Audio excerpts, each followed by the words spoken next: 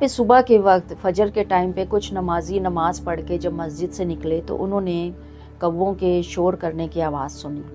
دیکھا جب تو اوپر کہیں کسی چھجے کے اوپر کوے شور کر رہے تھے اور وہیں سے کسی بچے کے رونے کی آواز بھی آئی.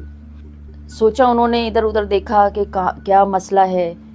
پھر انہوں نے جا کے پولیس اسٹیشن میں بتایا کہ جی یہ اس طرح سے کچھ ہمیں آوازیں آ رہی ہیں, کوئی چلے. یہ جب وہاں پر گئے اس گھر کے اندر تو دیکھا کہ چھجے کے اوپر ان کا گھر تھا, تیسری یا چوتھی منزل پہ, اور اس سے جو نیچے چھجا تھا جو روشن دان کے اوپر بنا ہوتا ہے اس کے اوپر ایک تھیلی تھی اور اس تھیلی سے رونے کی آوازیں آ رہی تھی. پلاسٹک کی تھیلی تھی اور اسی پلاسٹک کے تھیلی پہ کوے جو ہے چونچے مارتے تھے. جب وہ چونچ مارتے تھے تو وہ اندر سے رونے کی آواز آتی تھی.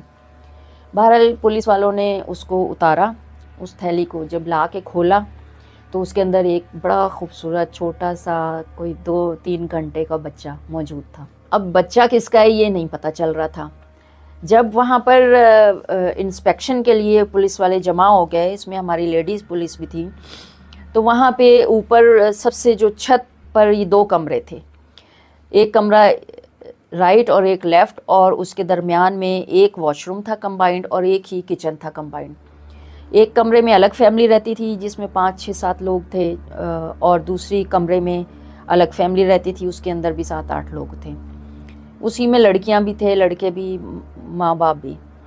اب ہم نے جب ان سے انویسٹیگیشن شروع کی, پوچھا کہ یہ بچہ کس کا ہے, تو کوئی بھی قبول کرنے کو تیار نہیں تھا کہ یہ بچہ کس کا ہے. اپنی جب ہم نے ورکنگ شروع کی تو وہاں پہ واش روم کے ساتھ چھوٹے چھوٹے بلڈ کے اسپاٹس تھے جو چھجے تک گئے تھے, اور پھر چھجے سے واپس وہ بلڈ کے جو اسپاٹس تھے وہ ایک کمرے تک گئے.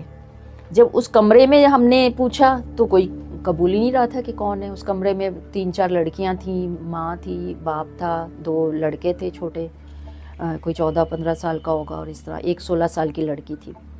اور مزے کی یہ بات ہے, سارے بالکل منہ پہ چادر اوڑھ کے سو رہے ہیں. باہر اتنی دیر سے اتنا شور مچا ہوا ہے لیکن ان میں سے کوئی بھی اٹھ کے باہر نہیں آ رہا. تو یہ چیز اور ہمیں کلک کر رہی تھی کہ ایسا کیوں ہے.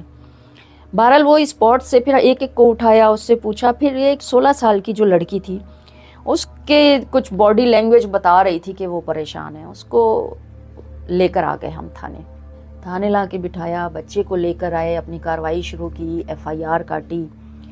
FIR کاٹ کے پھر تفتیش شروع کی. اب نہ اس لڑکی کے گھر سے کوئی آ ہی نہیں رہا تھا. سارے کہیں ہمیں نہیں پتہ. پڑوسیوں کا تو چلیں کوئی پتہ ہی نہیں تھا. اس میں ہوا کیا, یہ جو لڑکی تھی میرے ذہن